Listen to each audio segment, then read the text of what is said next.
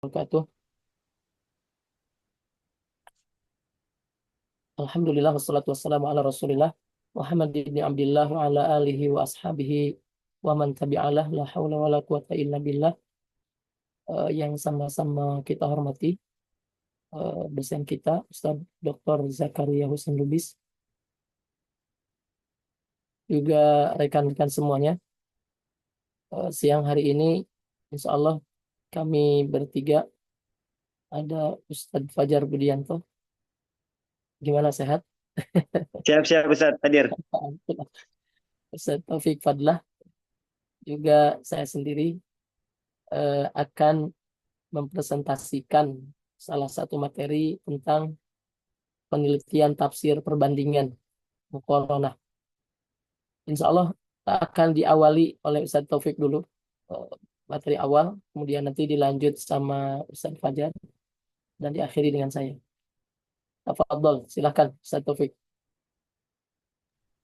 Baik, Ustaz. Ustaz Deden yang share screen boleh, Ustaz?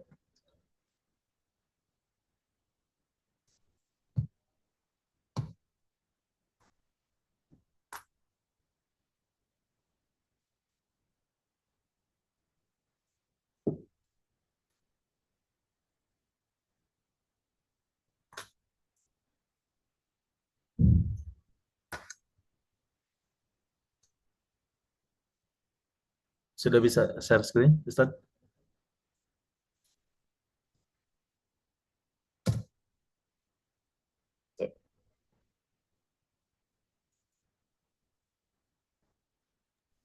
Bisa dari antum dulu nggak? Mana Saya coba ya. buka, belum kebuka WA di sini laptop.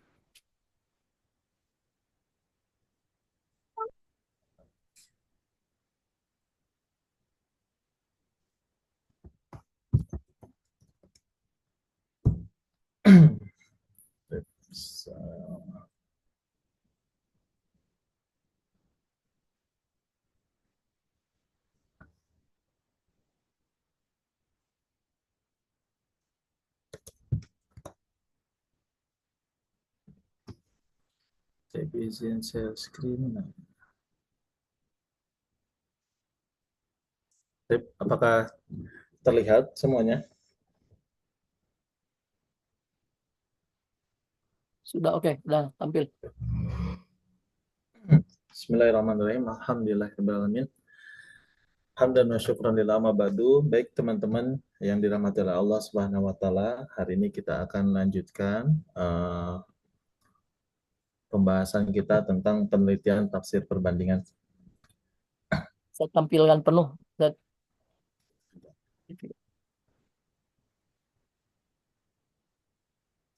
Sudah muncul, Ustaz? oke, sudah. Alhamdulillah.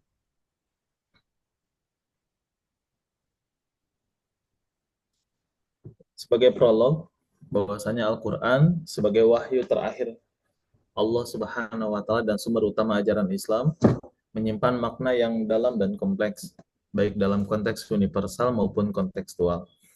Untuk memahaminya secara menyeluruh, diperlukan kajian mendalam melalui ilmu tafsir yang menginterpretasikan makna ayat-ayatnya.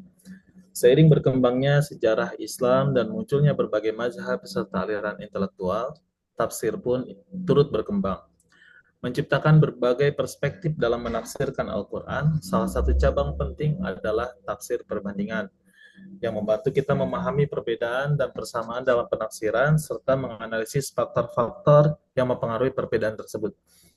Namun salah satu tantangan utama dalam kajian tafsir perbandingan adalah kecenderungan untuk terjebak dalam pemahaman yang sempit, terbatas pada perspektif salah satu pihak saja.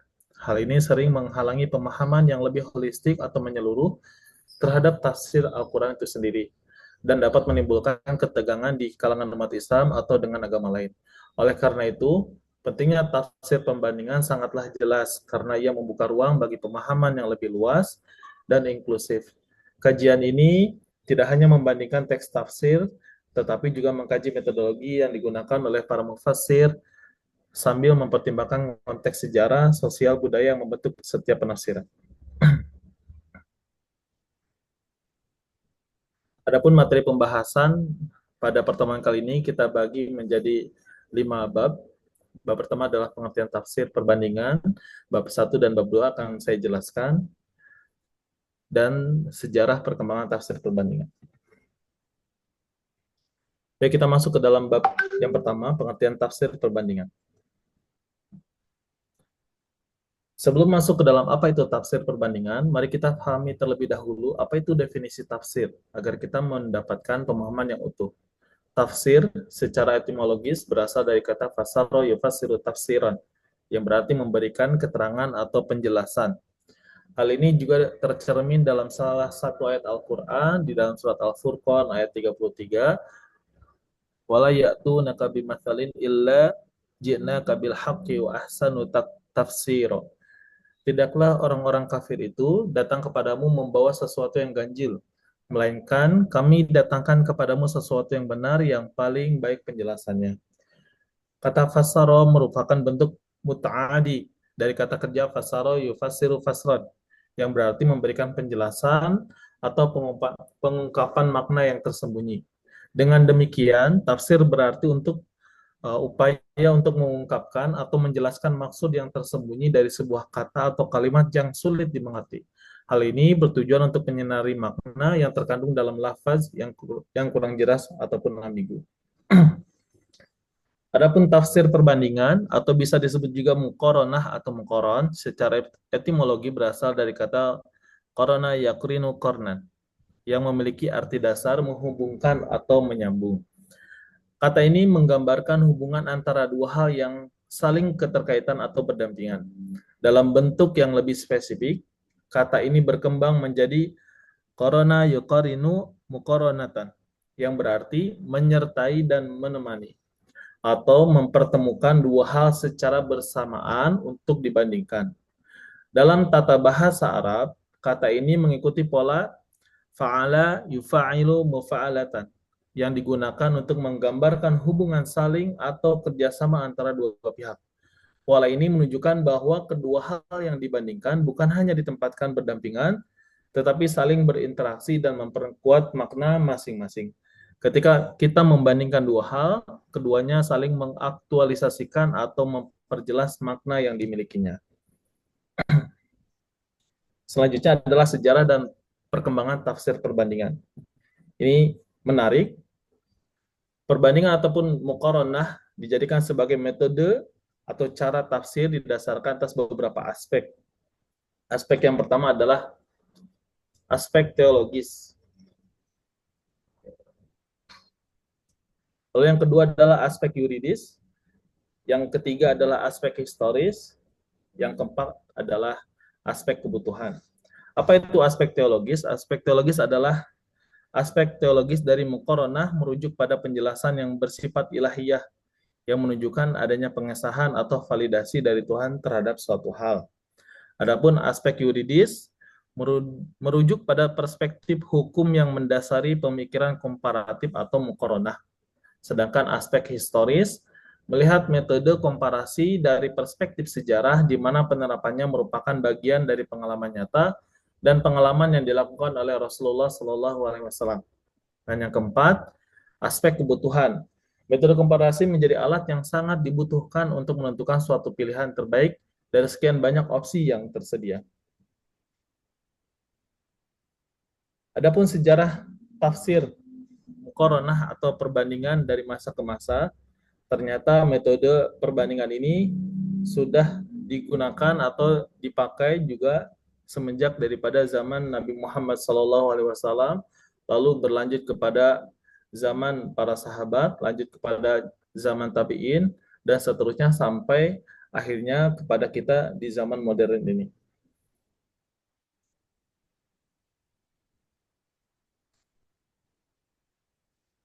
Yang pertama, perbandingan atau muqaranah digunakan sebagai metode tafsir pada zaman Nabi Muhammad SAW pada abad ke-1 Hijriah.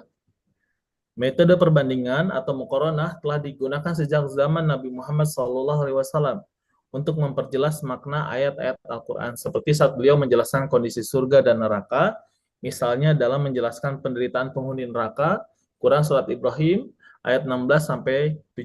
Nabi Muhammad SAW menggunakan gambaran yang mengerikan tentang azab yang tidak pernah berhenti. Sebagai perbandingan, Rasulullah SAW juga menggambarkan surga melalui ayat yang lain, yaitu pada Quran Surat Muhammad ayat ke-15, yang menunjukkan kenikmatan tak terbayangkan bagi orang yang bertakwa. Untuk menonjolkan perbedaan antara kebahagiaan surga dan penderitaan neraka. Perbandingan ini memberikan pemahaman yang lebih dalam tentang betapa jauh perbedaan keduanya, baik dari segi kenikmatan maupun penderitaan.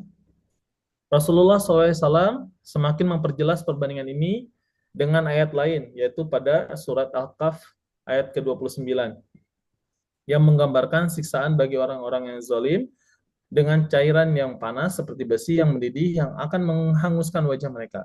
Dengan pendekatan komparatif ini, Nabi Muhammad SAW memperjelas penderitaan di neraka, menghubungkan gambaran azab yang jelas, dan memberikan pemahaman yang lebih utuh tentang konsep siksa neraka. Metode ini sangat penting dalam memperjelas ajaran Islam, khususnya mengenai kehidupan setelah kematian, dan mengingatkan umat untuk mempersiapkan diri dengan amal baik untuk menghindari siksaan tersebut. Adapun untuk mendapatkan penjelasan metode perbandingan yang lebih detail, teman-teman boleh melihat makalah yang sudah kami kirimkan di grup. Lalu yang kedua juga perbandingan atau teknik tafsir perbandingan atau muqaranah juga digunakan sebagai metode tafsir pada zaman sahabat. Sebagai contoh, metode perbandingan atau muqaranah dalam tafsir Al-Quran yang diajarkan oleh Rasulullah SAW seringkali melibatkan perbandingan langsung antara ayat-ayat yang saling menjelaskan.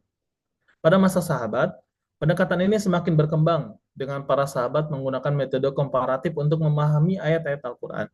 Banyak sumber menyebutkan bahwa tafsir muqaranah pada saat ini muncul sebagai hasil dari perbedaan pemahaman di kalangan para sahabat terhadap ayat-ayat tertentu. Sebagai contoh, penerapan tafsir muqaranah yang sangat jelas terlihat terjadi dalam diskusi antara sahabat Umar bin Khattab dan Ibnu Abbas mengenai surat An-Nasr.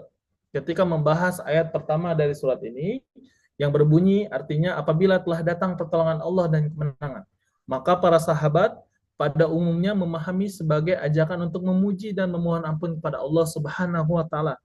Namun, ada salah satu sahabat yang memiliki sudut pandang yang lain karena kecerdasannya, yaitu Ibnu Abbas menafsirkan ayat tersebut sebagai tanda bahwasanya kedekatan ajal baginda Rasulullah SAW. Dan sahabat Umar pun akhirnya mengakui bahwasanya pemahaman Ibnu Abbas lebih tepat, meskipun ia tidak secara eksplisit menyebutkan penggunaan metode perbandingan. Keputusan Umar ini menunjukkan pentingnya pendekatan komparatif atau perbandingan dalam tafsir untuk mencapai pemahaman yang lebih akurat atau mendalam. Lalu selanjutnya, perbandingan atau muqaranah digunakan sebagai metode tafsir pada zaman tabi'in. Pada era tabi'in, yaitu generasi yang hidup setelah sahabat, yang mana mereka bertemu dan berguru langsung dengan para sahabat, penerapan metode perbandingan atau muqaranah dalam tafsir juga terjadi. Salah satu contoh penting adalah penafsiran yang diberikan oleh Mujahid bin Jabr terhadap ayat dalam surat Fatir ayat ke-18 yang menyatakan bahwa seseorang tidak akan memikul dosa orang lain. Mujahid mengaitkan ayat ini dengan ayat lain dalam surat Al-An'am ayat 164 yang mengandung pesan serupa, yaitu setiap individu bertanggung jawab atas dosa-dosanya sendiri. Dengan membandingkan kedua ayat ini, Mujahid menjelaskan bahwa dosa setiap individu tidak akan ditanggung oleh orang lain, bahkan jika orang tersebut adalah kerabat dekat. Pendekatan ini menunjukkan prinsip keadilan dalam Islam, di mana setiap orang bertanggung jawab atas perbuatannya sendiri. Lalu selanjutnya, perbandingan atau muqaranah juga digunakan di zaman tabi'ut tabi'in. Pada era pasca tabi'in, yang merupakan generasi keempat setelah Rasulullah SAW, sahabat, dan tabi'in, penafsiran Al-Quran berkembang pesat, baik dalam hal sumber, metode, maupun karya tafsir. Pada masa ini muncul upaya untuk mengkodifikasi tafsir yang bersumber dari hadis-hadis Nabi Muhammad SAW dan sahabat. Meskipun masih dalam bentuk sederhana yang tersebar, beberapa tokoh seperti Sufyan bin Uyainah dan Waqi bin Jarrah berperan penting dalam proses ini, menyusun karya-karya tafsir yang berfokus pada makna Al-Quran. Selain itu, muncul perbedaan dalam metode perbandingan muqaranah dalam tafsir. Metode komparasi langsung yang menghubungkan ayat Al-Quran secara langsung sudah banyak diterapkan seperti yang dilakukan oleh Umar bin Khattab yang memilih tafsir Ibnu Abbas atau pendapatnya Ibnu Abbas. Sementara itu, Yahya bin Salam memperkenalkan metode perbandingan tidak langsung, mengumpulkan berbagai pendapat tanpa memberikan penilaian kritis. Metode ini memberikan ruang bagi berbagai tafsir yang saling berdampingan tanpa pemilihan yang tegas. Secara keseluruhan, periode ini menunjukkan bagaimana tafsir semakin terstruktur dan dengan pendekatan yang lebih kritis dan analitis. Dan sekarang kita masuk ke dalam penerapan perbandingan atau muqaranah dalam metode tafsir pada zaman modern. Ini ada Maurice Buchel ya bacanya. Seperti itulah. Beliau adalah ilmuwan asal Prancis melakukan perbandingan antara Al-Quran, Bible, dan sains modern, khususnya mengenai penciptaan alam. Pada abad ke-20, seiring kemajuan sains, beliau menyoroti perbedaan antara penjelasan penciptaan dalam kitab Taurat dan Al-Quran. Dalam Taurat, penciptaan dimulai dengan air, yang beliau anggap sebagai kekeliruan ilmiah, karena seharusnya dimulai dengan gas, bukan air. Selain itu, konsep 6 hari penciptaan yang tertulis di dalam Bible dianggap bertentangan dengan ilmu pengetahuan karena tidak ada benda langit seperti matahari dan bumi pada waktu itu. Berbeda dengan Bible, Al-Quran menggambarkan penciptaan alam dalam 6 masa, dijelaskan di dalam Quran surat Al-A'raf ayat ke-54, yang beliau tafsirkan sebagai periode waktu, bukan hari 24 jam. Ayat ini menunjukkan bahwa penciptaan alam berlangsung dalam rentang waktu yang lebih fleksibel. Pemahaman ini diperkuat dengan ayat lain di dalam surat Al-Hajj ayat 47 yang menyatakan bahwa sehari di sisi Tuhan setara dengan 1000 tahun menurut perhitungan manusia. Beliau menekankan bahwa Al-Quran memberikan fleksibilitas dalam pemaknaan waktu, memungkinkan interpretasi yang lebih mendalam sesuai dengan perkembangan ilmu pengetahuan. Berbeda dengan pendekatan yang keliru yang terdapat di dalam Bible. Lalu yang kedua, ada John Wansburg, seorang orientalis asal Amerika. Beliau dikenal karena pendekatan komparatifnya dalam mempelajari Al-Quran, yang membandingkan ayat-ayat Al-Quran dengan teks-teks kitab samawi sebelumnya, seperti Injil, Taurat, yang menghasilkan tesis kontroversial. Pendekatan ini memicu berbagai reaksi baik dari sarjana Barat maupun Islam. Salah satu kajian beliau adalah analisis tentang konsep dua surga dalam Quran Surat Ar-Rahman ayat 46 sampai 60 dan Quran Surat Ar-Rahman ayat ke-62 sampai ke-76. Jadi beliau bandingkan teks yang ada di dalam dua kelompok ayat Al-Quran tersebut. Dan teman-teman boleh lihat di dalam tabel, di situ terdapat walaupun tekstualnya hampir mirip, tapi pemaknaannya berbeda. Teman-teman bisa lihat detailnya ada di dalam makalah. Dan saya cantumkan contoh yang terakhir, penerapan perbandingan atau metode tafsir perbandingan pada zaman modern. Salah satu ulama Indonesia yang bernama Quraisy Shihab, beliau adalah ulama besar Indonesia, juga menerapkan tafsir perbandingan atau muqarran dalam kajian Al-Quran. Salah satu contoh adalah perbandingan antara dua ayat yang mirip redaksinya, yaitu Quran Surat Ali Imran ayat 126 dan Surat Al-Anfal ayat ke-10. Kedua ayat ini memiliki kesamaan seperti penggunaan kata busra, berita gembira, dan tatmain ketenangan hati. Namun ada perbedaan dalam penempatan lafaz. Dalam Quran Surat Ali Imran, lafaz bihi dengannya diletakkan setelah qulubukum, hati-hati kalian. Sementara dalam Quran Surat Al-Anfal, lafaz tersebut ditempatkan sebelum qulubukum. Selain itu, Quran Surat Al-Anfal diakhiri dengan inna sesungguhnya, yang tidak ditemukan dalam Quran Surat Al-Imran. Nah, beliau menjelaskan ini terjadi perbedaan mencerminkan konteks yang berbeda antara dua perang yang dibahas dalam dua ayat tersebut. Quran Surat Al-Anfal berkaitan dengan perang Badar, di mana umat Islam khawatir dengan jumlah pasukan yang sedikit pada saat itu, 1:3, sehingga mereka membutuhkan keyakinan akan pertolongan Allah. Sementara Quran Surat Ali Imran menunjukkan perang Uhud, di mana pasukan kaum muslimin lebih percaya diri karena mereka sudah mendapatkan tambahan pasukan. Meskipun akhirnya kalah tanpa bantuan malaikat. Perbandingan ini mengajarkan pentingnya konteks situasional dalam penafsiran ayat-ayat yang tampak serupa.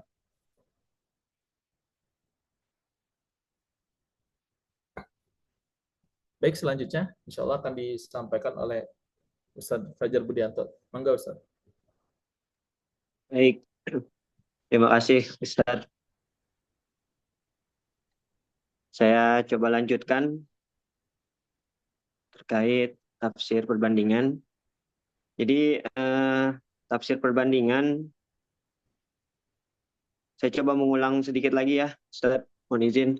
Tafsir perbandingan itu adalah salah satu pendekatan dalam ilmu tafsir Al-Quran yang memang menekankan pada proses membandingkan ayat-ayat Al-Quran yang memiliki kemiripan redaksi maupun tema, atau yang berbeda redaksi tapi membahas masalah yang sama. Lebih rincinya, tafsir perbandingan adalah satu usaha sistematis untuk mengkaji dan membandingkan teks-teks Al-Quran yang memiliki persamaan atau perbedaan redaksi dalam dua kasus atau lebih. Dengan tujuan salah satunya adalah mengungkap makna yang terkandung dalam ayat itu secara lebih luas dan dinamis. Jadi metode ini tidak hanya membatasi diri pada analisis redaksional, kata atau kalimat saja, tetapi juga mencakup perbedaan kandungan makna, terus kemudian sebab turunnya ayat atau asbabun nuzul, serta konteks sosial budaya masyarakat pada masa wahyu diturunkan. Jadi singkatnya, metode tafsir perbandingan adalah pendekatan ilmiah yang mengkaji Al-Quran dengan cara membandingkan ayat-ayat yang serupa maupun berbeda redaksi, membandingkan ayat dengan hadis, serta membandingkan pendapat mufasir dengan tujuan memperoleh pemahaman yang lebih komprehensif, kritis, dan relevan terhadap konteks sosial dan sejarah pewahyuan. Namun dalam aplikasinya tentu metode tafsir ini ada kelebihan dan kekurangannya. Nah, yang pertama coba kita bahas kelebihan dalam metode tafsir perbandingan. Yang pertama,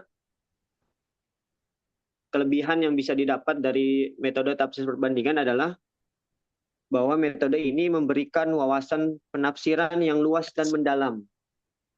Metode tafsir perbandingan memungkinkan peneliti dan pembaca untuk melihat berbagai sudut pandang dalam memahami ayat-ayat Al-Quran. Dengan membandingkan tafsir di berbagai mufasir,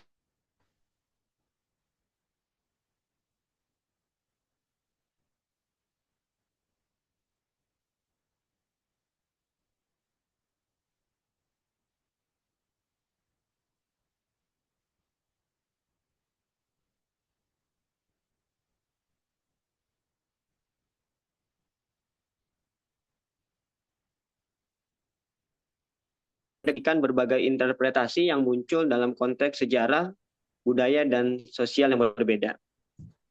Lalu kemudian yang kedua,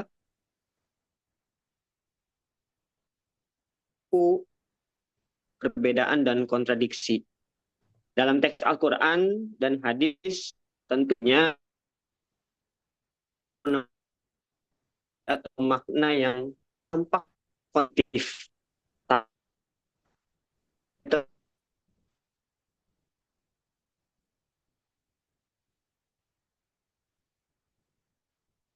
tersebut dengan membandingkan yang relevan.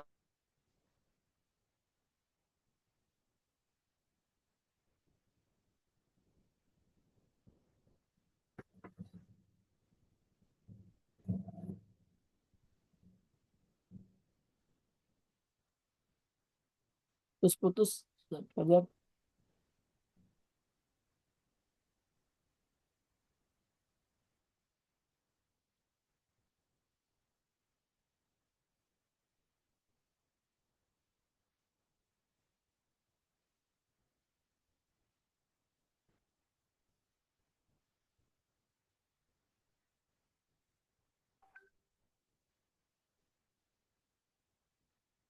Ustadz Deden sepertinya koneksinya kurang bagus.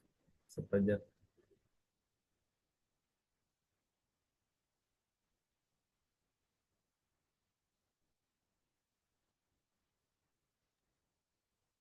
Mau nunggu dulu atau gimana? Nggak bisa ngecek. Sepertinya beliau left Ustaz. Keluar. Mohon izin, Masuk keluar kan? sendiri tadi. Baik. Oke, baik, Ya. kita lanjut. Yang ketiga, kelebihan dari tafsir ini adalah mendorong pengembangan pemikiran tafsir yang rasional dan objektif.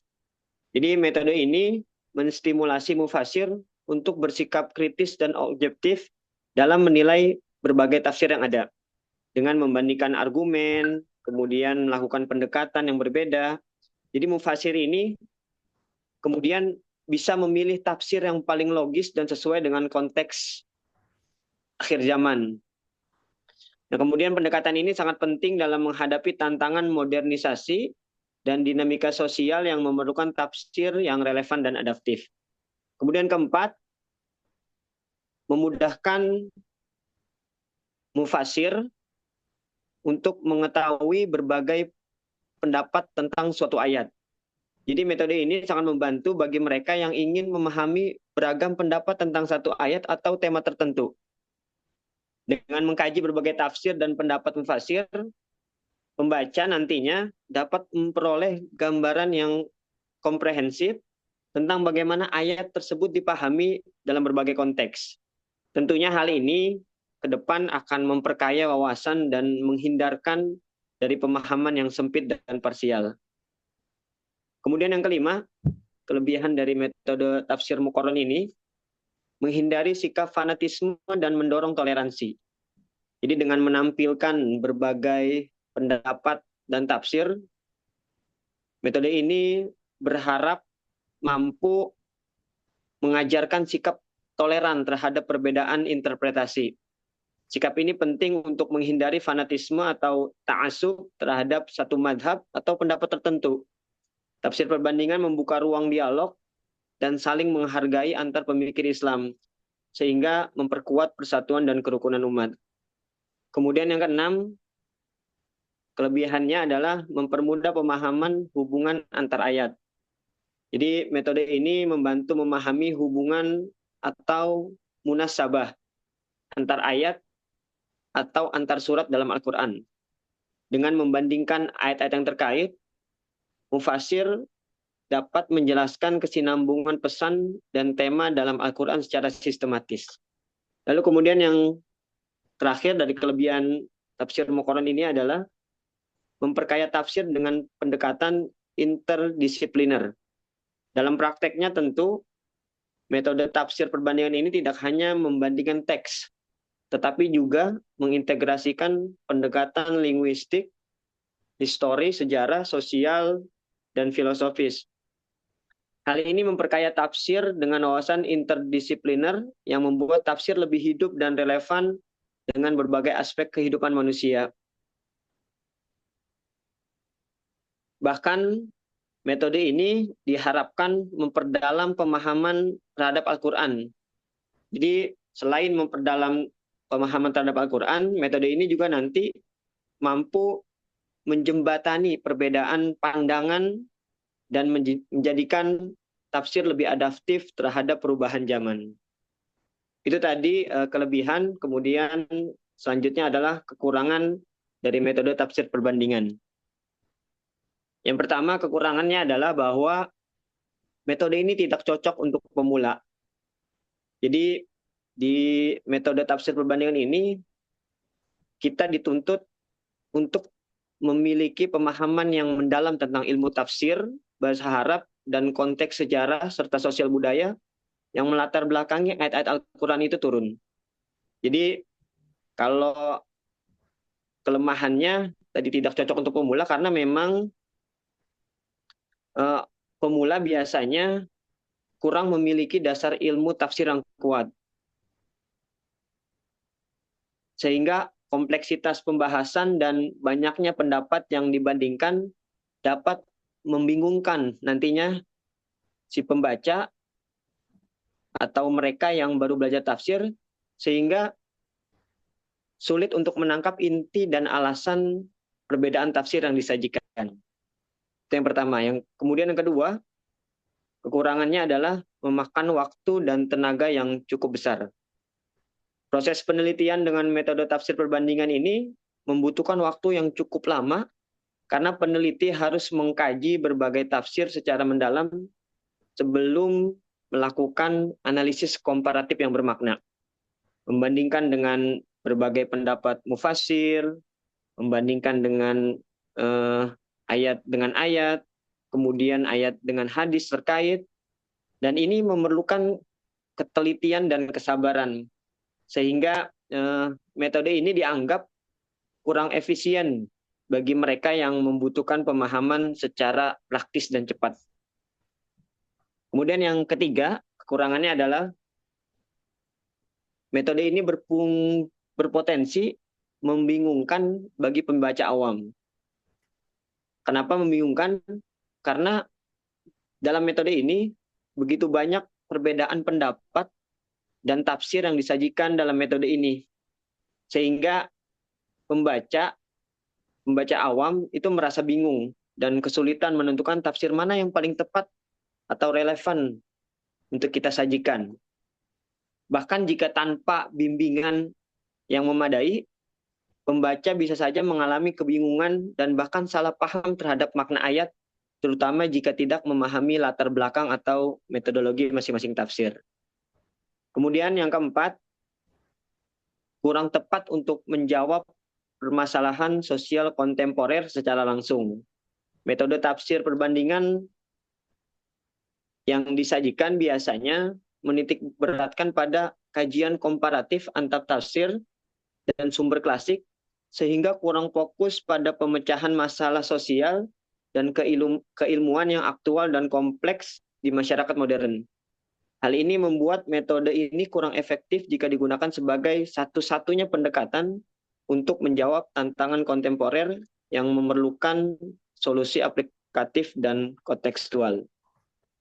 Kemudian yang kelima, metode ini kekurangannya cenderung menonjolkan tafsir klasik dan kurang menghasilkan tafsir baru. Jadi dalam prakteknya, metode ini seringkali lebih banyak menelusuri dan membandingkan tafsir-tafsir yang sudah ada dari para ulama-ulama terdahulu daripada mengembangkan tafsir yang benar-benar baru dan inovatif. Sehingga akibatnya tafsir yang dihasilkan bisa terkesan konservatif dan kurang responsif terhadap perkembangan zaman. Kecuali memang jika si mufassir tersebut memiliki kreativitas tinggi dalam mengolah hasil perbandingan. Kemudian yang keenam, risiko subjektivitas dan bias peneliti. Walaupun sebenarnya dalam tujuan tafsir perbandingan ini adalah objektif, metode ini ternyata beresiko menghasilkan tafsir yang subjektif jika peneliti cenderung memilih atau menonjolkan tafsir yang sesuai dengan pandangannya sendiri. Hal ini sehingga ke depan dapat mengurangi keseimbangan dan objektivitas analisis, terutama jika tidak disertai dengan sikap kritis atau keterbukaan terhadap berbagai pendapat. Lalu yang terakhir dari kekurangan metode tafsir Muqarron ini adalah sulitnya menarik kesimpulan yang tegas. Karena banyaknya perbedaan pendapat dan tafsir yang dibandingkan, biasanya peneliti terkadang mengalami kesulitan dalam menentukan kesimpulan yang jelas dan tegas.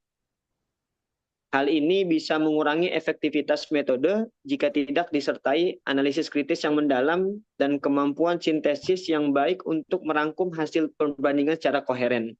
Jadi secara keseluruhan, meskipun metode tafsir perbandingan sangat berguna untuk memperkaya pemahaman dan membuka ruang dialog antar berbagai tafsir, namun kekurangan-kekurangan tersebut menjadikannya metode yang lebih cocok digunakan untuk peneliti atau mufassir yang sudah berpengalaman dan memiliki kemampuan analisis yang kuat. Jadi metode ini kurang ideal untuk pembaca awam atau pembaca pemula dalam kajian yang membutuhkan solusi cepat dan aplikatif terhadap persoalan kontemporer. Itu tadi terkait kelebihan dan kekurangan dari metode tafsir perbandingan. Kemudian kita lanjut pembahasan mengenai masalah yang terdapat dalam penelitian tafsir perbandingan. Tafsir perbandingan atau tafsir muqarron memang kita pahami adalah merupakan kajian yang sangat penting dalam ilmu tafsir Al-Quran, karena yang menarik adalah metode ini memungkinkan peneliti untuk menggali makna ayat secara lebih komprehensif dengan membandingkan tafsir, terus kemudian membandingkan ayat atau sumber-sumber terkait lainnya. Namun yang tadi kami sampaikan bahwa dalam pelaksanaannya tentu menyusun metode penelitian tafsir perbandingan ini menghadapi berbagai masalah yang sifatnya metodologis atau aplikatif. Maka kami penulis bertiga mencoba memberikan pemahaman terkait masalah-masalah yang nanti akan dihadapi ketika melakukan penelitian tafsir perbandingan. Yang pertama adalah perbedaan metodologi dan pendekatan tafsir. Salah satu tantangan terbesar dalam penelitian tafsir perbandingan adalah adanya perbedaan mendasar dalam metodologi dan pendekatan yang digunakan oleh para mufassir. Jadi tafsir Al-Quran ini kan tidak hanya satu jenis saja, melainkan beragam, mulai dari tafsir bil ma'thur, yang tafsir menggunakan riwayat, kemudian tafsir bil ro'i, berdasarkan ijtihad atau akal, tafsir tematik atau maudhu'i, dan yang lainnya, sehingga perbedaan ini menyebabkan tafsir yang satu dengan yang lain memiliki fokus, bahasa, dan tujuan yang berbeda. Sebagai contoh, perbandingan antara tafsir Fajlur Rahman yang menggunakan pendekatan double movement, menghubungkan konteks historis pewahyuan dengan relevansi masa kini, dengan tafsir Muhammad Syahrul yang lebih menekankan pendekatan linguistik dan teori hukum Islam. Ini menunjukkan perbedaan paradigma yang cukup tajam. Jadi peneliti harus mampu memahami dan mengakomodasi perbedaan ini agar analisis perbandingan tidak menjadi bias atau hanya menonjolkan satu pendekatan saja. Kemudian yang kedua, masalah-masalahnya adalah kompleksitas objek kajian. Objek dalam penelitian tafsir perbandingan sangat beragam. Mulai dari ayat-ayat Al-Quran yang memiliki kemiripan redaksi atau tema, hadis yang terkait, hingga perbedaan berbagai pendapat mufassir dari berbagai periode dan latar belakang budaya. Kompleksitas ini menimbulkan kesulitan dalam menentukan fokus penelitian dan memilih objek yang tepat untuk dibandingkan. Peneliti harus mampu memilah mana ayat atau tafsir yang relevan dan signifikan untuk dibandingkan agar hasil penelitian tidak terlalu luas dan kehilangan fokus. Kemudian yang ketiga, kesulitan dalam menyatukan data dan analisis. Penelitian tafsir perbandingan seringkali menghadapi masalah teknis dalam mengelola dan menganalisis data yang sangat beragam. Tafsir klasik biasanya menggunakan bahasa Arab klasik dengan gaya naratif yang khas. Sementara tafsir modern cenderung menggunakan bahasa yang lebih ilmiah dan analitis. Nah, perbedaan gaya bahasa dan format inilah yang kemudian menyulitkan peneliti dalam melakukan analisis yang konsisten dan objektif. Bahkan selain itu, jumlah data yang besar dan beragam dapat menyebabkan juga peneliti kesulitan dalam mengorganisasi informasi dan menyajikan secara sistematis. Jadi peneliti ini dituntut untuk memiliki kemampuan manajemen data yang baik dan menggunakan kerangka analisis yang jelas agar hasil perbandingan dapat dipahami dengan mudah dan tidak membingungkan si pembaca. Kemudian yang keempat, keterbatasan dalam menjawab isu kontemporer. Nah, metode tafsir perbandingan cenderung fokus pada kajian teks dan tafsir yang sudah ada, sehingga terkadang kurang responsif terhadap persoalan sosial, politik, dan keagamaan yang berkembang secara dinamis di tengah-tengah masyarakat. Jadi keterbatasan ini membuat metode ini kurang efektif jika digunakan sebagai satu-satunya pendekatan untuk menjawab tantangan kontemporer yang membutuhkan jawaban secara solusi aplikatif dan kontekstual. Kemudian yang kelima, masalahnya adalah risiko subjektivitas dan bias peneliti. Ini sebenarnya sama dengan kekurangan-kekurangan yang didapat dalam tafsir metode perbandingan ini. Jadi nomor 5 dan nomor 6 sudah dijelaskan di kekurangan yang didapat di dalam tafsir Muqarron. Selanjutnya disampaikan oleh Ustadz Deden.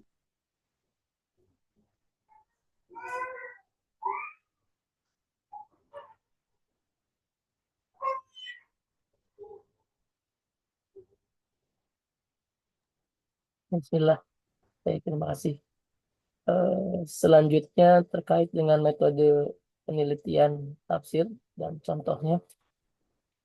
Tadi presentasi sebelumnya disampaikan bahwa materi tafsir perbandingan itu yang diperbandingkannya tadi ada beberapa hal ya. Ya, jadi disebutkan ayat-ayat Quran, ayat Al-Quran dengan hadis, kemudian pandangan mufasir, dan ada ditambahkan juga ayat Al-Quran dengan ayat kitabnya. Baik, yang pertama yang diperbandingkan itu adalah ayat Al-Quran dengan ayat Al-Quran lainnya. Di Al-Quran itu terdapat banyak ayat yang memiliki kemiripan secara redaksionalnya. Meskipun bukan berarti masalah dan kasusnya sama antara ayat satu dengan lainnya. Nah, dalam metode ini, untuk membandingkan ayat Al-Quran yang tadi, yang memiliki kemiripan, ya, kesamaan, ada 4 langkah yang perlu ditempuh untuk memperbandingkannya. Yang pertama, mengidentifikasi dan menghimpun redaksi yang mirip.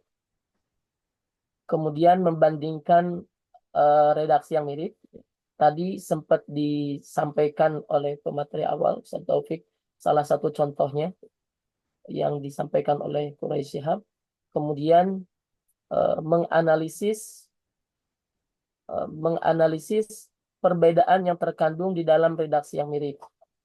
Kemudian membandingkan pendapat para mufasir tentang ayat yang redaksinya mirip tersebut.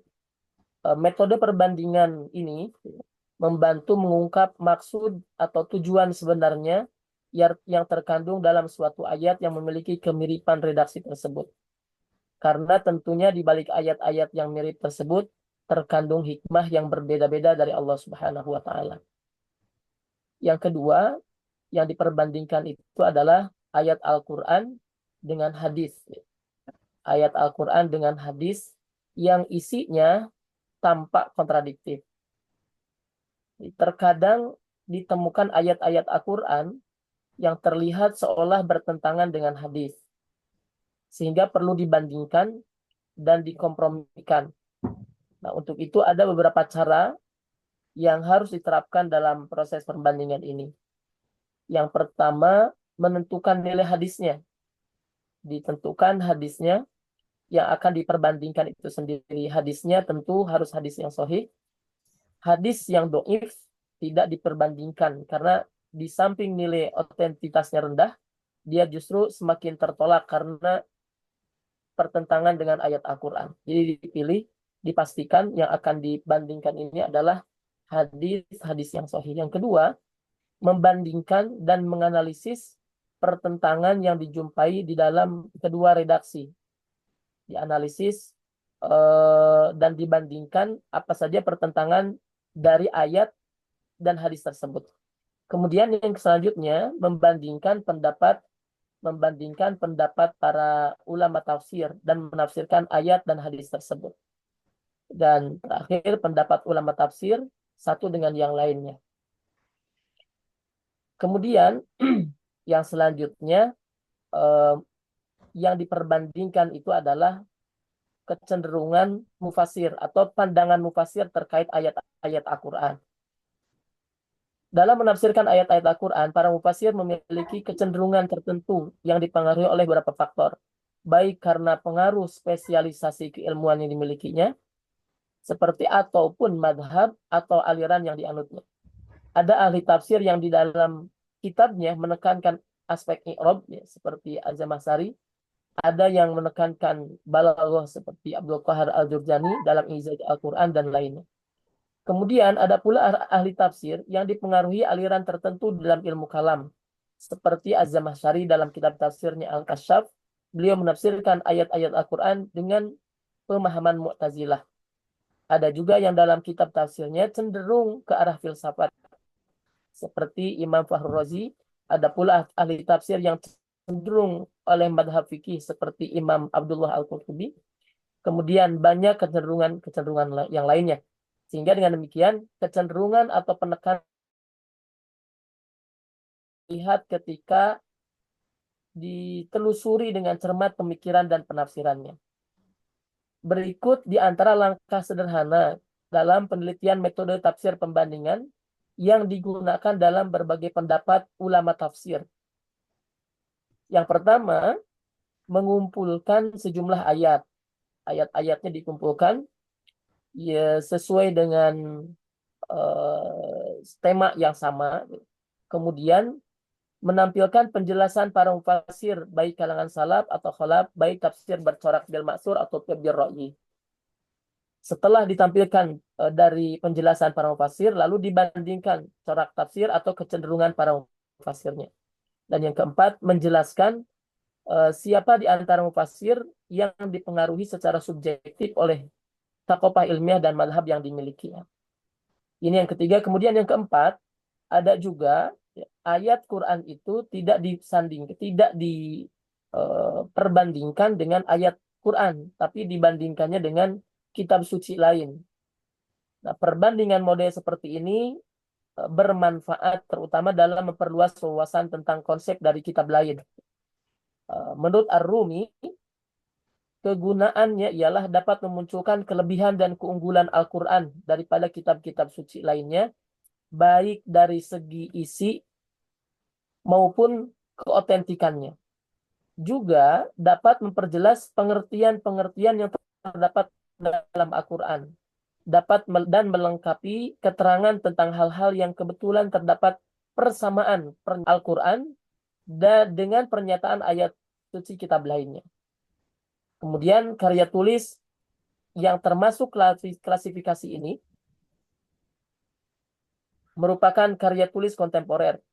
Contohnya adalah Al-Quran, Bible, dan Sains Modern yang ditulis oleh Maurice Bucaille dan Muhammad fi Taurat wa Injil yang ditulis oleh Ibrahim Khalil.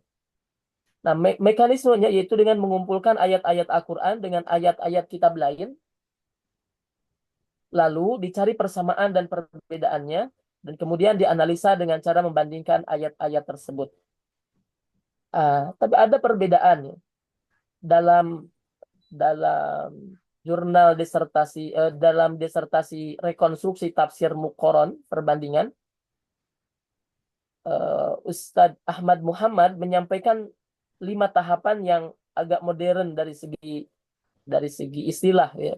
Beliau menyampaikan langkah-langkah untuk tafsir Muqaron itu. Yang pertama diksi, yang kedua seleksi, yang ketiga komparasi, kemudian ekslaksasi dan konklusi. Jadi ada 5 tahapan menurut beliau dalam rekonstruksi tafsir Muqaron, menyampaikan 5 tahapan yang mesti diperhatikan oleh pengkaji tafsir perbandingan. Yang pertama adalah diksi. Diksi secara singkatnya, diksi ini adalah menentukan kata kunci atau tema atau ayat yang hendak ditafsirkan. Kita tentukan temanya, apa tema yang akan dibahas. Yang kedua, selanjutnya, seleksi, menyaring ayat dan hadis yang beredaksi mirip atau bicara mengenai tema yang tadi. Bahas sesuatu, kemudian yang setelah menentukan tahap awal, menentukan materi yang akan dibahas, baru dikumpulin ayat atau hadis mengenai tema tersebut. Kemudian selanjutnya, setelah terhimpun ayat atau hadis, terkait tema yang sama, maka dikomparasi, yaitu dibandingkan ayat dengan ayat, ayat dengan hadis, dan membandingkan pendapat para mufassir untuk mengetahui pendapat mereka, kecenderungannya, spesifikasi keilmuan, kelemahan dan kelebihan, latar belakang kenapa para mufassir berpendapat demikian, serta hal-hal lain yang berkaitan dengan kinerja tafsir. Selanjutnya yang keempat adalah ekleksasi. Ekleksasi ini maknanya adalah memilah dan memilih bagian-bagian pendapat mufasir yang dianggap kuat dan unggul sebagai bahan merumuskan kesimpulan akhir. Dan yang terakhir adalah konklusi, yaitu menyimpulkan produk akhir tafsir komparatif perbandingan dalam bingkai penafsiran yang kontekstual, solutif, dan argumentatif. 5 langkah ini diaplikasikan dalam contoh, ya. Contoh yang disampaikan dalam jurnalnya Ustadz Aryadi. Beliau memberikan contoh yaitu diksi. Ya. Diksinya ini adalah kisah Isra Mi'raj Nabi yang dalam surah Al-Isra ayat pertama, Subhanalladzi asra bi 'abdihi, dan seterusnya. Di kamar sana. Kisah Isra Mi'raj yang terdapat dalam Al-Isra ayat 1. Di kalangan barat, ada peneliti yang sering memanfaatkan kekuatan komparasi untuk mengkaji Al-Quran. Namanya adalah John Westbrook. Dalam sebuah penelitiannya, beliau adalah orang asal Amerika, peneliti asal Amerika, menyebutkan bahwa Al-Quran yang ada di tangan umat Islam ini adalah konspirasi kaum muslim awal sekitar abad pertama Islam, yang secara sepenuhnya berada dalam tradisi Yahudi atau Kristen. Jadi beliau membuat kesimpulan bahwa ajaran Islam itu adalah beberapa hal dari ajaran Islam itu merupakan konspirasi awal generasi awal umat Muslim yang mengikuti tradisi-tradisi Yahudi atau Kristen. Itu menurut dia. Ya. Nah, untuk memperkuat tesisnya, ia menganalisis surat Al-Isra yang dikomparasikan dengan ayat-ayat lain yang memiliki kemiripan redaksinya. Jadi dia bandingkan Wensbrog ini membandingkan surah Al-Isra yang ada kemiripan dengan ayat tersebut, dengan Al-Isra tersebut, beberapa ayat nanti disebutkan. Kemudian, menurut beliau, ayat pertama surah Al-Isra tersebut tidak membicarakan peristiwa Isra Mi'raj Nabi Muhammad, melainkan berbicara mengenai kisah eksodusnya Nabi Musa, perpindahannya Nabi Musa dan pengikutnya dari negeri Mesir ke Israel. Sebab ayat-ayat lain yang menggunakan redaksi asra bi 'abdihi lailan atau yang mirip dengannya seluruhnya menceritakan peristiwa eksodus Nabi Musa. Apalagi jika dihubungkan dengan ayat 2 surah Al-Isra yang secara tegas mengisahkan Nabi Musa. Nah, ini yang pertama, ditentukan dulu diksinya, temanya. Yang kedua dan ketiga itu seleksi dan komparasi. Yang ayat yang dimaksud tadi, yang dikomparasikan ya, oleh Wensberg ini adalah Al-Isra, kemudian Toha ayat 20. Ya. Kalau Al-Isra yang sudah antum semua udah pada hafid Quran semua ya. Allah menyampaikan dalam Al-Isra, walaqad subhanalladzi asra bi 'abdihi lailan minal masjidil haram ilal masjidil aqsa. Kemudian dalam surah Toha, walaqad auhayna ila Musa an asri bi ibadi. Jadi beliau mengambil kata yang sama dengan asra-nya. Di Al-Isra ada subhanalladzi asra bi 'abdihi. Di Toha ada an asri bi ibadi. Di Asy-Syu'ara Allah menyampaikan wa auhayna ila Musa an asri bi ibadi.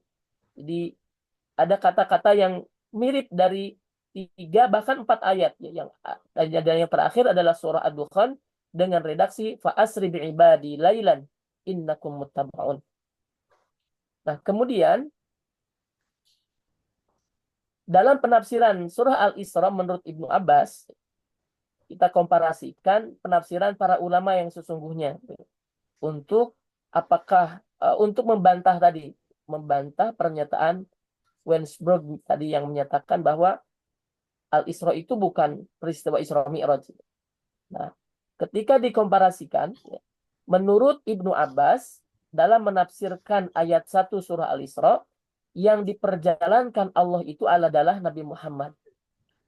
Di permulaan malam dari Masjidil Haram, tepatnya dari rumah Ummu Hani bin Abi Thalib ke Masjidil Aqsa yang lebih jauh dari bumi dan lebih dekat ke langit, ini Baitul Maqdis, sampai ke sana.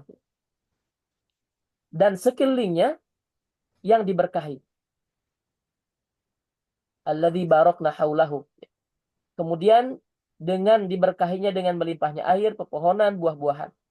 Nah, ini ditunjukkan oleh Allah kepada Nabi Muhammad untuk memperlihatkan tanda-tanda kekuasaannya yang seluruhnya menakjubkan. Ini masih pernyataan tafsir menurut Ibnu Abbas. Sesungguhnya Allah Maha mendengar yang diucapkan kaum Quraisy serta Maha melihat kelakuan mereka dan Maha melihat perjalanan hambanya Nabi Muhammad SAW. Sementara dibandingkan dengan penjelasan tafsir Jalalain terkait Al-Isra ini, yang dimaksud sebagai hamba, subhanalladzi asra bi'abdihi, hamba di sini adalah Nabi Muhammad SAW yang diperjalankan oleh Allah pada waktu malam dari Masjidil Haram yang berada di Mekah ke Masjidil Aqsa, yakni Baitul Maqdis. Disebut Aqsa sebab jaraknya yang amat jauh dari Masjidil Haram. Masjidil Aqsa dan sekelilingnya merupakan areal yang diberkahi oleh Allah dengan melimpahnya buah-buahan serta terdapat sungai-sungai untuk menunjukkan tanda kekuasaan Allah Subhanahu wa taala. Lalu disebutkan pula dalam penjelasan Al-Mahalli, beliau menuturkan salah satu teks hadis yang panjang yang menyampaikan proses Isra Mi'rajnya Nabi Muhammad sallallahu alaihi wasallam. Kemudian ekleksasinya, penjelasan ketiga mufassir yang berbeda di atas yang tadi disampaikan Ibnu Abbas, kemudian Jalalain dan Al-Mahalli, yang dipaparkan dengan gaya penyampaian yang berbeda, namun secara garis besar ternyata memiliki kesamaan alur penafsiran yang sama, yakni adanya kesepakatan bahwa lafaz abdun yang terdapat dalam surah Al-Isra ayat 1 menunjuk pada Nabi Muhammad SAW. Penafsiran ini juga didukung dari aspek bil ma'sur. Kenyataannya bahwa didukung oleh hadis tadi, yang Al-Mahalli mencantumkan hadis panjang tentang proses peristiwa Isra Mi'rajnya Nabi Muhammad SAW. Selain itu juga, dalam realitas sejarah, belum ditemukan referensi yang menyebutkan Nabi Musa pernah mengunjungi Mekah. Sebab lokasi berdirinya Masjidil Haram di ayat pertama Al-Isra, di atas, di Al-Isra tadi adalah secara tegas adanya seorang hamba yang diperjalankan oleh Allah dari Masjidil Haram ke Masjidil Aqsa. Bagaimana dijabarkan oleh sejumlah mufassir. Sehingga dengan demikian, argumen tadi, Wensbrog tadi yang menyatakan bahwa ayat tersebut membicarakan perihal Nabi Musa dengan sendirinya menjadi melemah. Begitu juga dengan tesisnya yang mengatakan bahwa berdasar kisah ini, Islam merupakan agama imitasi atau terpengaruh oleh agama Yahudi pun menjadi tereliminir. Sehingga konklusinya, tuduhan Wensbrog yang menyatakan bahwa agama Islam merupakan turunan tradisi agama Yahudi dan Nasrani merupakan tuduhan yang tak berdasar. Demikian juga dengan bukti yang diajukan bahwa ayat pertama Al-Isra berkisah tentang Nabi Musa, bukan Nabi Muhammad, juga terbantahkan. Dengan menggunakan tafsir komparasi terbukti bahwa ayat tersebut berbicara tentang Isra Mi'raj Nabi Muhammad, sementara 3 ayat lainnya yang dia kutip, yaitu Asra, Abad, dan Ibad, dalam Toha, Asy-Syu'ara, dan Ad-Dukhan, bukan menceritakan Nabi Muhammad, tapi menceritakan Nabi Musa yang melakukan eksodus, perpindahan besar-besaran keluar dari Mesir melewati Laut Merah. Ini barangkali yang dapat disampaikan. Terakhir, kesimpulan. Tafsir pembandingan merupakan salah satu metode yang penting dalam studi tafsir Al-Quran. di mana metode ini memungkinkan para ahli tafsir untuk membandingkan berbagai pendekatan dan pemahaman terhadap ayat Al-Quran dari berbagai perspektif. Dengan melakukan perbandingan ini, tafsir perbandingan dapat memperkaya pemahaman terhadap teks Al-Quran, baik dari sisi bahasa, sejarah, maupun konteks sosial budaya yang berkembang pada masa wahyu diturunkan. Sejarah perkembangan tafsir perbandingan menunjukkan bahwa metode ini telah digunakan sejak masa Nabi Muhammad SAW. Semakin banyak digunakan hingga zaman modern sekarang ini. Hal ini seiring dengan semakin terbukanya akses terhadap karya-karya tafsir dari berbagai madhab dan tradisi intelektual. Seiring berjalannya waktu, tafsir perbandingan telah membuktikan diri sebagai alat yang efektif memahami keragaman interpretasi Al-Quran, sekaligus memberikan kontribusi besar bagi perkembangan ilmu tafsir secara global. Meskipun demikian, metode tafsir perbandingan juga memiliki kelebihan dan kekurangan, sebagaimana tadi yang disampaikan. Juga beragam masalah juga muncul, namun secara keseluruhan, tafsir perbandingan memberikan kontribusi signifikan dalam memperdalam pemahaman terhadap teks Al-Quran dan memperluas jangkauan pemikiran ke dalam tradisi keilmuan yang beragam. Maka dari itu, penelitian lebih lanjut di bidang tafsir perbandingan ini sangat penting untuk terus menggali potensi metode ini, memberikan wawasan baru dan lebih komprehensif dalam tafsir Al-Quran. Demikian barangkali yang disampaikan. Terima kasih. Assalamualaikum warahmatullahi wabarakatuh.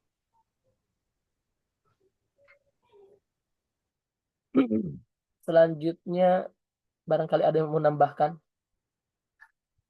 Ustaz Jamal, silahkan. Kalau ada ditemukan kekurangan, boleh ditambahin asatidz yang lainnya.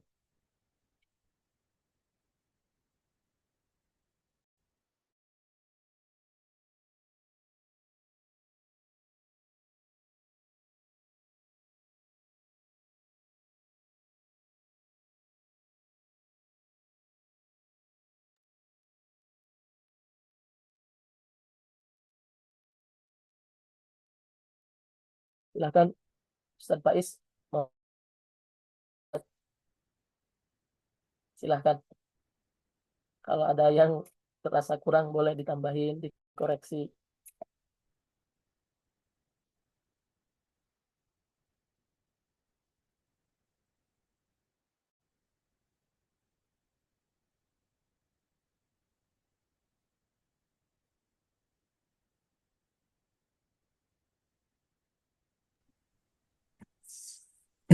Ini Sat, eh mau saya tanyakan Sat, bisakah bisakah kalau misalnya komparasi itu antara hadis Nabi dengan qaul sahabah gitu? Soalnya kan tadi antum bilang kan mengkomparasikan mufassir, kan Nabi juga mufassir, sahabat juga mufassir gitu kan. Jadi bisakah mengkomparasikan pendapat Nabi dengan qaul sahabah gitu?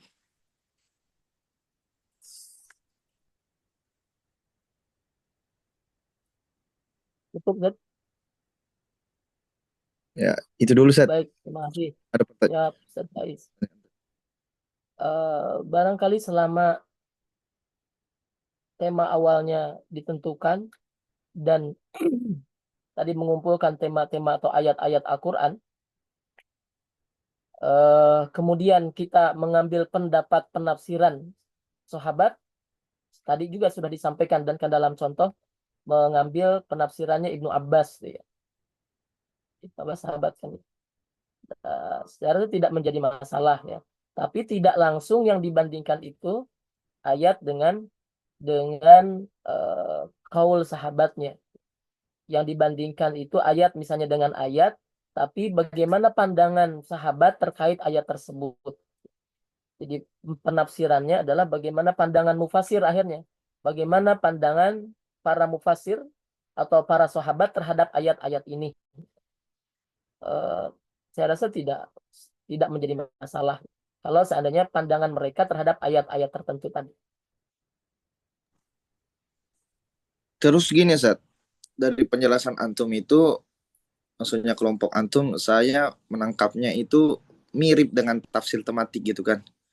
Antum dari tadi cara-cara mukoron itu menentukan tema gitu kan, mencari ayat yang terkait, mufasir. Menurut saya mirip gitu dengan tafsir tematik gitu. Apa mungkin bedanya, Set?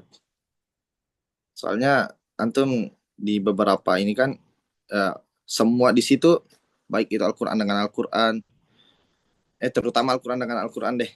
Maksudnya mencari menentukan tema. Al-Quran dengan hadis juga kayak gitu, menentukan tema, mencari ayat yang mirip, ayat yang mirip gitu. Terus mengkomparasikan, maksudnya mengutip pendapat-pendapat mufasir. Menurut saya itu tafsir tematik gitu, Set. Kalau misalnya di awal dengan menentukan tema gitu. Mungkin antum bisa ini bedanya, Set, tafsir tematik sama ini.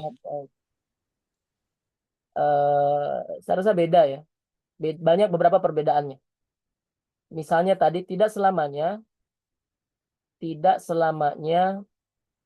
apa ngambil pendapat mufasir dulu didahulukan. Misalnya. Tadi disampaikan yang pertama itu adalah perbandingan salah satunya. Kalau perbandingan itu perbandingan ayat satu dengan ayat yang lainnya yang ada kemiripan. Kemiripan secara teks misalnya. Kemiripan secara teks seperti tadi yang bi'abdihi asra bi'abdihi fa asri bi'ibadi. Ada beberapa kemiripan. Termasuk dalam ayat-ayat lain banyak ayat yang kemiripan, kemudian mufasir atau peneliti bisa membandingkan itu. Bisa membandingkan ayat-ayat yang ada kemiripan itu. Dan di dalamnya bisa jadi materinya yang sama. Hanya perbedaan nanti kenapa sehingga akan muncul. Kenapa ayat ini hampir mirip sama, tapi ternyata ada perbedaan maknanya. Itu yang pertama. Yang kedua, memang di pembahasan atau yang diperbandingkan dari metode perbandingan ini adalah yang kedua tadi Al-Quran dengan hadis, kemudian pandangan mufasir. Secara otomatis harus ditentukan dulu temanya, biar gak melenceng.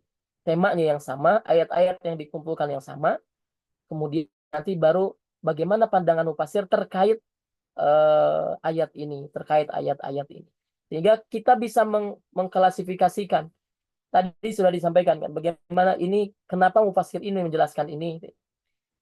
Sehingga dibandingkan, kita bisa memahami perbandingan pendapat para mufasir untuk menjelaskan ayat-ayat tersebut. Ustadz Taufik, silakan ditambahin.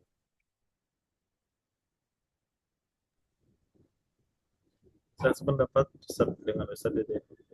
Walaupun kita sering melihat dalam suatu tafsir, terkhususnya tafsir tematik, Ustaz. Di dalam tafsir tematik itu biasanya di dalam membahas satu bab, itu di dalamnya banyak muqarrar atau perbandingan dari banyak dalil ataupun pendapat. Itu sih untuk menguatkan pemahaman kita, Ustaz. Seperti itu. Khairul Azmi nih, Ustaz Khairul Azmi karya. Assalamualaikum. Waalaikumsalam, Ustadz Azmi. Silakan. Pertemuan ketiga ya, saya baru bisa bersuara karena kemarin banyak tamu. Terkait tafsir Muqarrar ini supaya tidak terlalu ngambang, mungkin pemakala bisa menampilkan baik skripsi ataupun tesis ataupun disertasi yang menggunakan metode tafsir Muqarrar sehingga nanti ada gambaran. Kemudian nanti supaya juga puas Ustadz Faiz, bandingkan dengan ambil satu penelitian yang menggunakan metode tematik ataupun modui. Dari saya begitu. Iya, Ustaz. Soalnya kalau antum tadi bilang ayat Asra Isra itu kan ada temanya, Ustaz, mutasyabih dalam Al-Qur'an. Jadi kalau dipasang tema mutasyabih dalam Al-Qur'an, itu ayat itu ya dikumpulkan semua yang mirip-mirip gitu, Ustaz. Jadi menurut saya tetap tematik gitu. Jadi yang ingin saya tanyakan, Mungkin Ustaz Faiz perihal masalah tematiknya itu perbedaannya kalau misalnya memang keduanya pastinya membawa tematik seperti Muqarrar itu kan pasti ada tema-tema tertentu yang dibahas. Mungkin di S1 waktu itu pernah belajar sama siapa namanya Ustaz Abah Husnul, itu kan Muqarrarnya seperti itu juga per tema yang dibahas.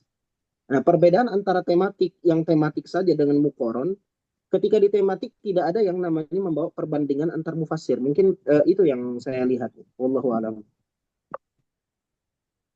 Tapi Bib, kalau misalnya ini antum buka misalnya tafsir ilmi kan, misalnya punya Kemenak itu kan, itu kan membandingkan beberapa pendapat sih itu Bib. Misalnya air dalam Al-Quran, tanah dalam Al-Quran, itu kan membandingkan beberapa pendapat ilmuwan gitu. Menurut saya itu tematik juga gitu kan. Tapi secara garis besar penafsiran yang dilakukan oleh Kemenak itu kan bukan mukoron. Ada beberapa ayat yang ditampilkan dibandingkan di situ antar mufasir A sama mufasir B. Sama seperti kalau misal di kitab lain Sofatut Tafasir karya Syekh Ali As-Sobuni itu seringkali menampilkan beberapa pendapat mufassirin, tapi tetap dia dikategorikan tahlili. Gitu, tidak bisa masuk dalam kategori mukoron yang memang diambil dari secara garis besarnya. Berarti kalau misalnya pandangan antum mukoron sama tematik itu tidak bakal lepas dari satu tema tertentu, berarti menurut saya, mohon maaf nih pemakalah, yang tadi antum bilang ini apa kekurangan tafsir mukoron, salah satunya kan cenderung menonjolkan tafsir klasik gitu kan, dan kurang menghasilkan tafsir baru. Di situ kan tadi dituliskan oleh pemakalah. Menurut saya itu nggak relevan gitu. Soalnya kan kalau pakai satu tema tertentu itu tergantung kita ngutip siapa gitu kan. Misalnya kita ngutip yang terbaru kan tafsir-tafsir yang berhubungan dengan masyarakat. Itu kan kita sisa komparasikan pendapat-pendapat tafsir itu. Jadi bukan tafsir klasik, beda dengan tahlili memang.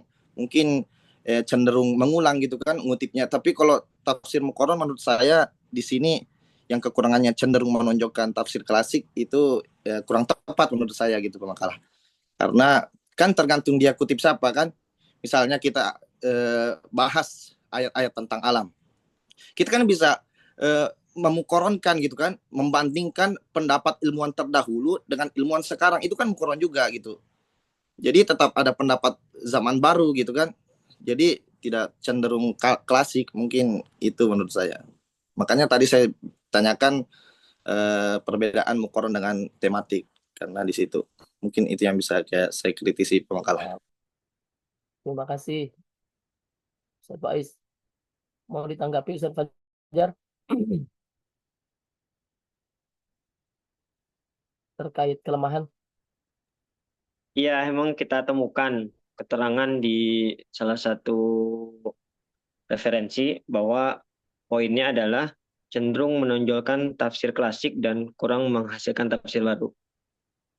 Kalau yang disampaikan Ustadz Faiz itu bahwa tafsir muqarron ini harusnya tidak menonjolkan tafsir klasik, sebenarnya ya bagian dari kritik ke makalah, dan memang benar.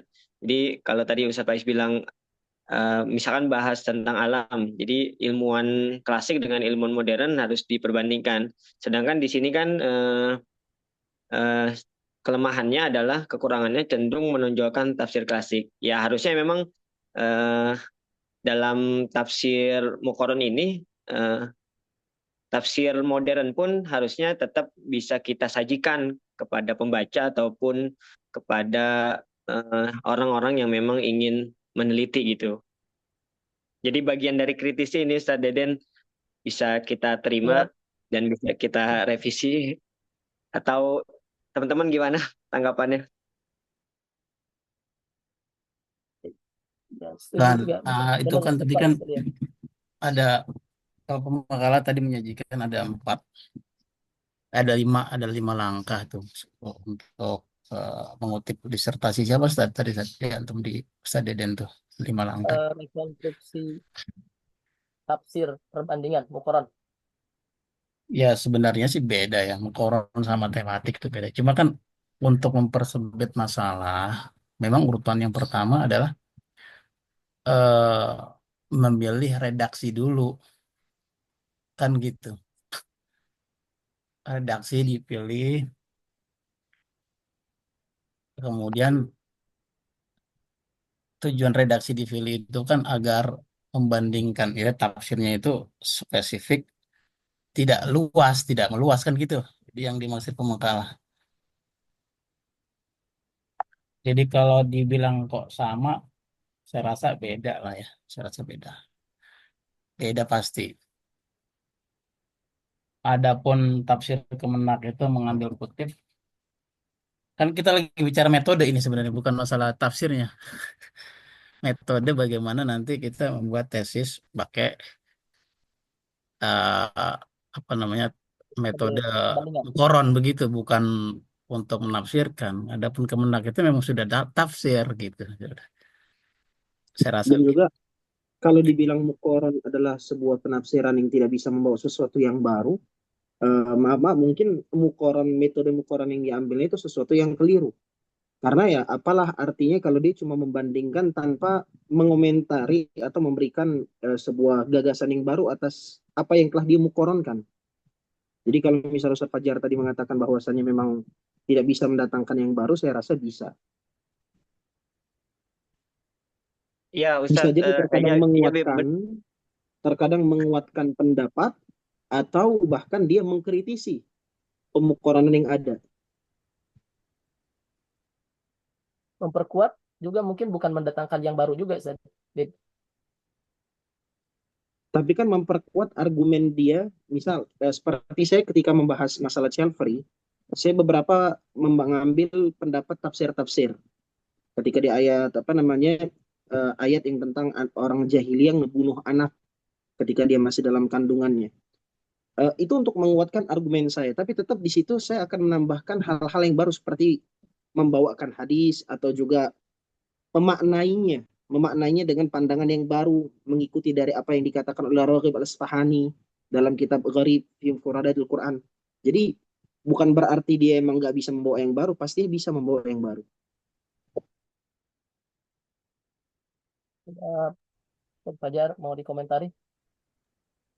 iya Bib. Jadi memang dalam tafsir Muqarron ini agar apa namanya tidak terkesan konservatif ya.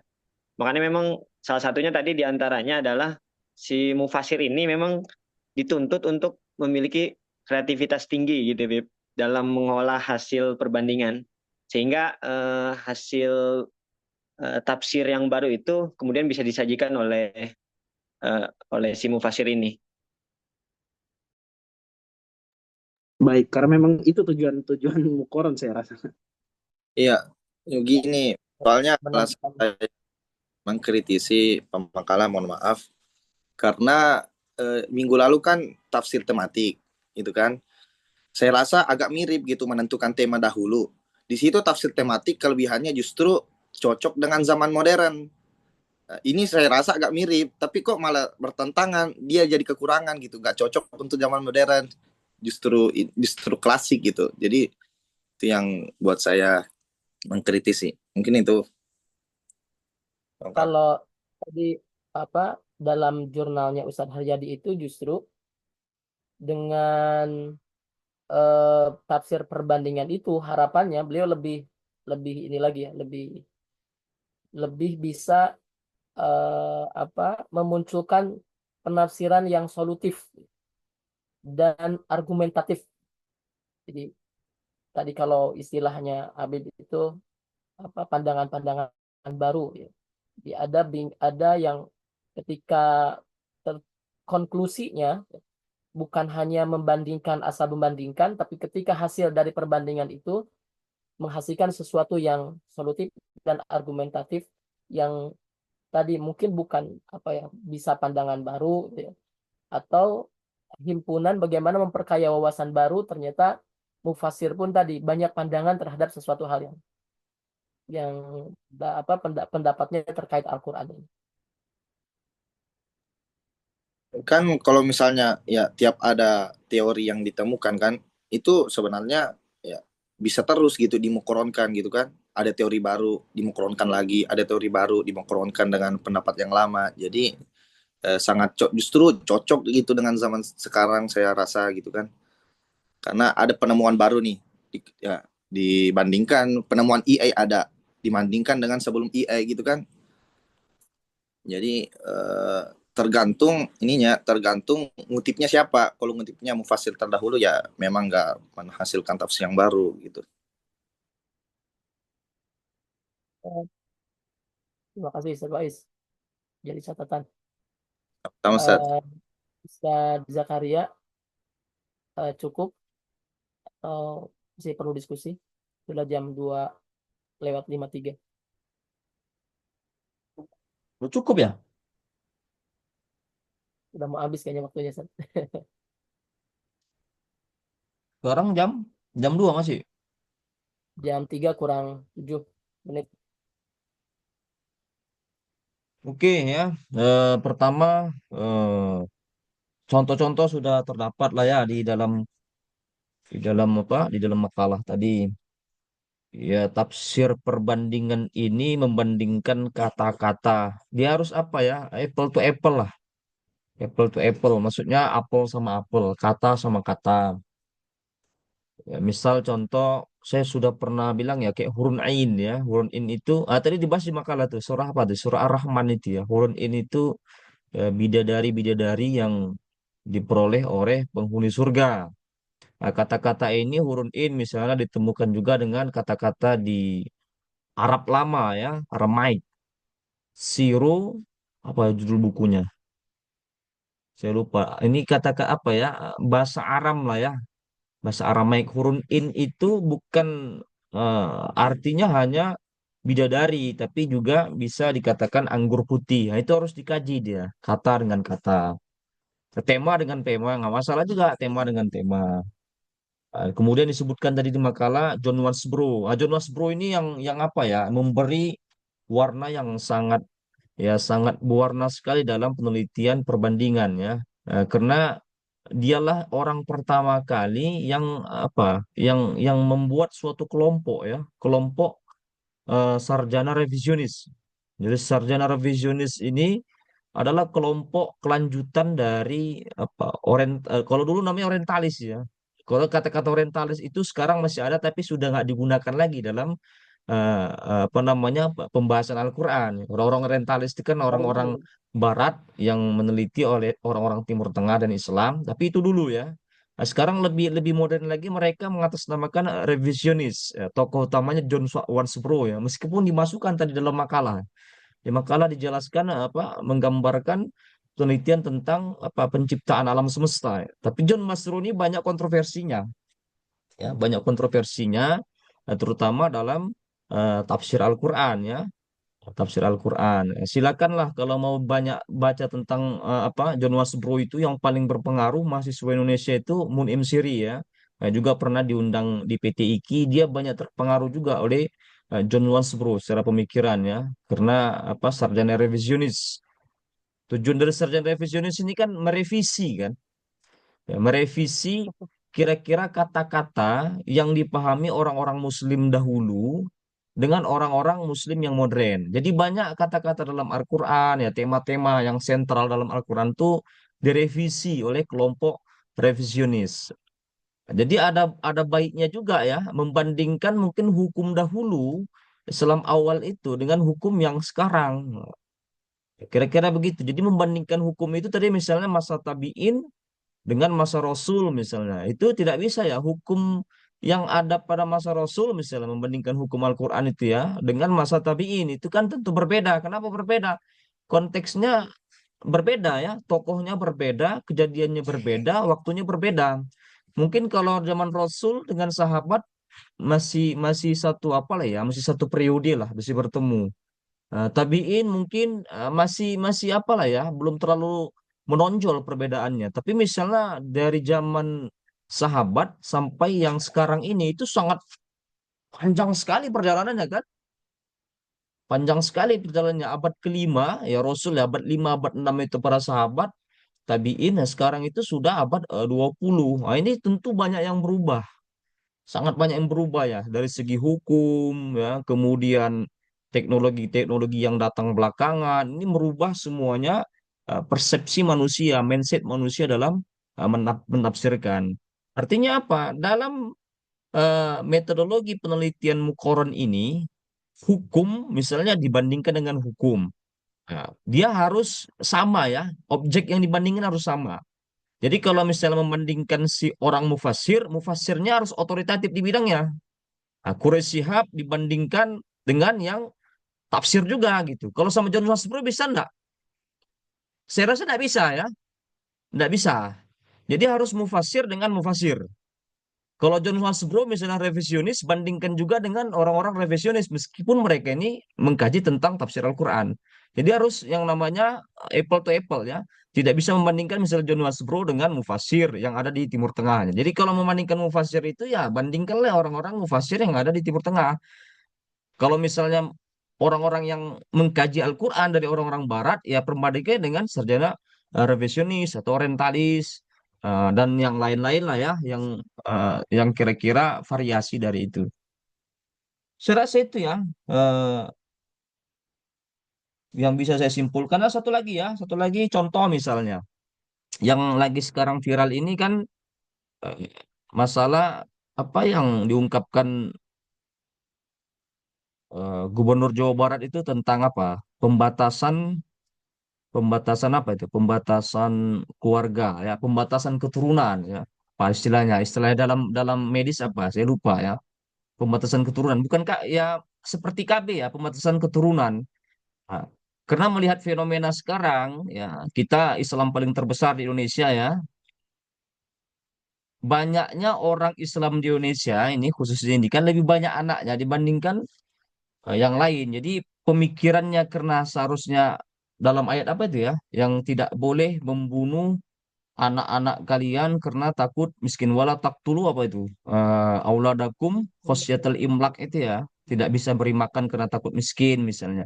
Nah, itu kadang harus bisa kita ini juga ya, nengok hukum sekarang konteks sekarang. Kenapa nyatanya begitu kan? Banyak orang yang misalnya sedikit ekonominya tapi anaknya banyak, itu yang terjadi di Jawa Barat banyak ya. Kayak diungkapkan gubernurnya itu kan. Akhir-akhirnya nanti bertentangan juga dengan Anissa 9 ya. Anissa 9 tahu kan? Ini Anissa 9 ini kan seolah-olah kayak menganjurkan kita misalnya ber-KB ya.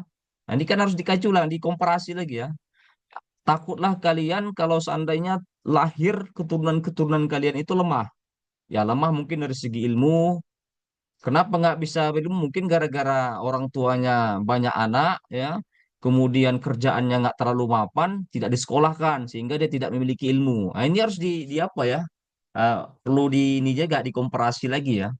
Apakah memang KB itu? Karena kalau kita lihat apa namanya hukum-hukum Islam awal masalah KB ini kan haram nih, nggak boleh ya membatasi apa namanya membatasi keturunan itu haram, apalagi Nabi Muhammad juga menganjurkan kalau bisa menikah dengan perempuan yang banyak apa namanya banyak bisa menghasilkan keturunan ya, seolah Islam itu harus banyak lah supaya Nabi Muhammad tuh senang ketika nanti di akhir zaman umat-umatnya banyak itu. Tapi dengan fenomena sekarang kan, dengan kesulitan ekonomi yang sekarang, apa mungkin hanya mengandalkan keyakinan kepada Allah Subhanahu wa taala kemudian terlantar semua anak. Ini Anissa 9 tadi itu ya.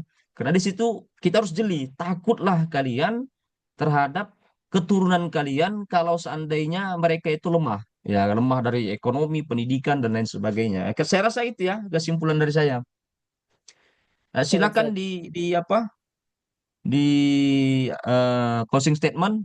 Ternyata saya lihat RPS ada sekitar dua lagi ya, dua lagi kita makalah untuk bulan depan, minggu depan kita UTS, dua kali lagi makalah, baru masuk kepada proposal mini ya, mini proposal.